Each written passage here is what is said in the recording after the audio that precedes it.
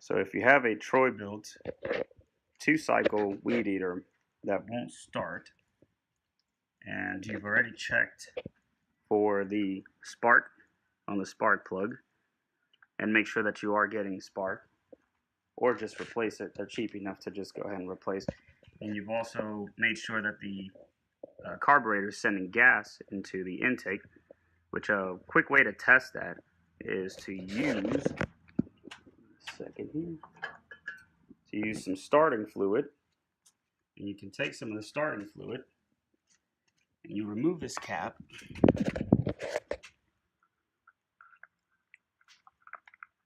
You can remove this cap by pulling and pushing in to this tab right in there. And that opens up the air intake. Then if you pour some of the carburetor, not carburetor, but the starting fluid into the intake and then try to pull it, if it starts, then that means you have spark, which then tells me that it's a fuel issue. But I'm not having either of the issues. I already cleaned up the carburetor. The carburetor is clean. I checked all the seals, and also know that this is a brand new spark plug. So if you're having these issues and your Weedeater still doesn't start, I will show you how to get it started.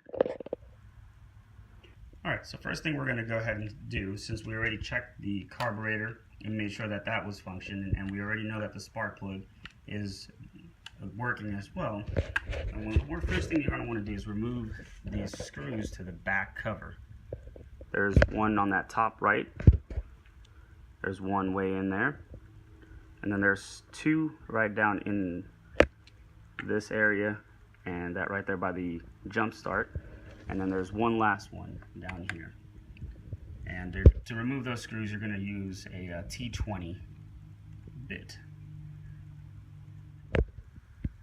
Alright, now that we have those 1, 2,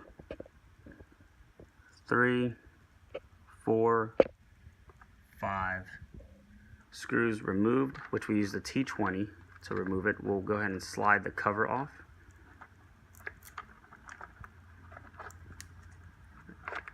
Probably also helps if you loosen them all the way out. See which one's holding it up. I think this corner right here. Alright, very good. Now the cover came off, and that right there is the problem. So it looks like this engine starter, and it's just an attachment for a quick start that you can put a drill or some type of a small little electric motor on the end of this and then press the button and start it up instead of pulling the pull start.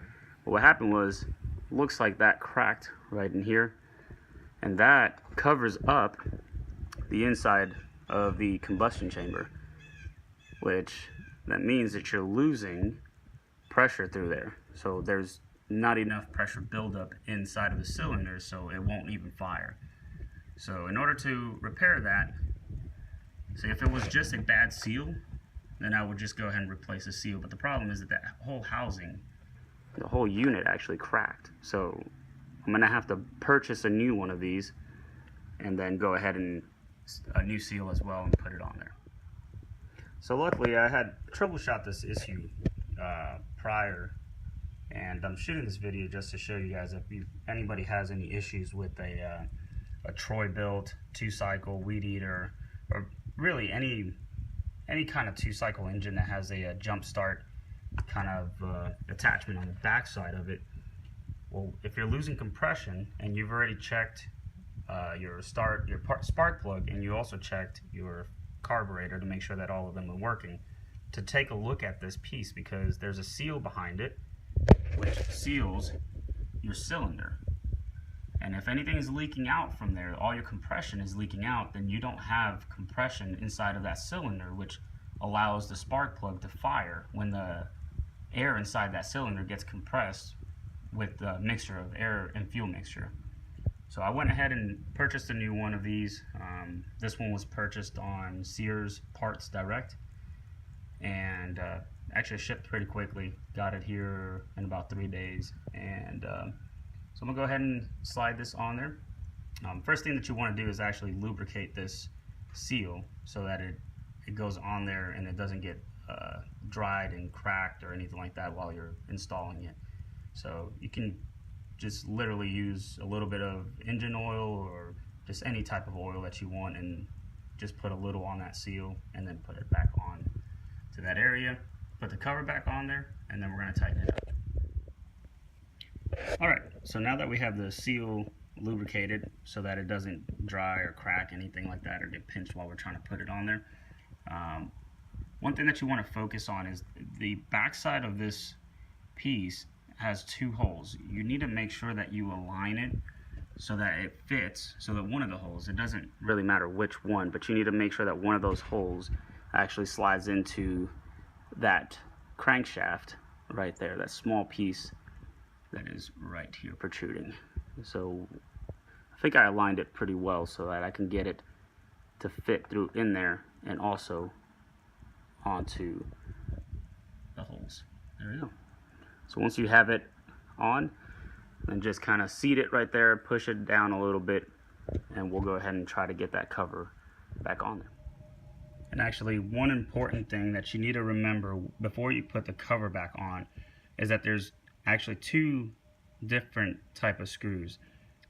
There's one that has your threads that are coarse, and then you have your fine threads. The ones that have the finer threads, there should only be two of them, and the two that have the finer threads, which is this one right here, will go into that hole right there, which holds that piece that we just replaced, the jump start seal and cover. So those two will go there, the finer threads. The other ones that are coarse, they'll just go up on the top right, left, and the lower bottom, and that's just for the plastic. So make sure that the fine thread screws go into those holes right there. Alright guys, now that the cover is back on and we made sure that the right screws went into the right place, we will go ahead and get this thing started and see if that fixed the issue. So we'll prime this by pumping it 10 times.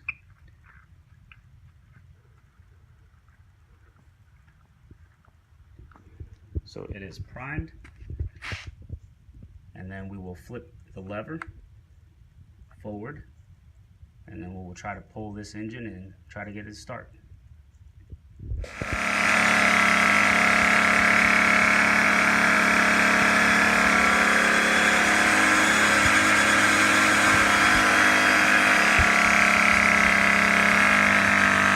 I hope this video helps out in the event that your Weedeater craps out.